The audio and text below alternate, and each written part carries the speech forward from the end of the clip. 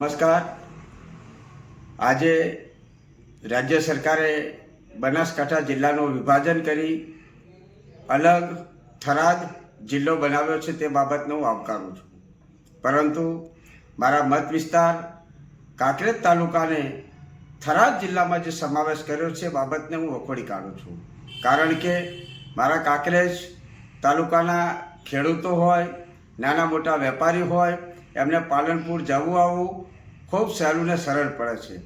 નાના મોટા ધંધા સાથે સંકળાયેલા લોકોને પણ જવું આવવું ખૂબ સહેલું ને સરળ પડે છે.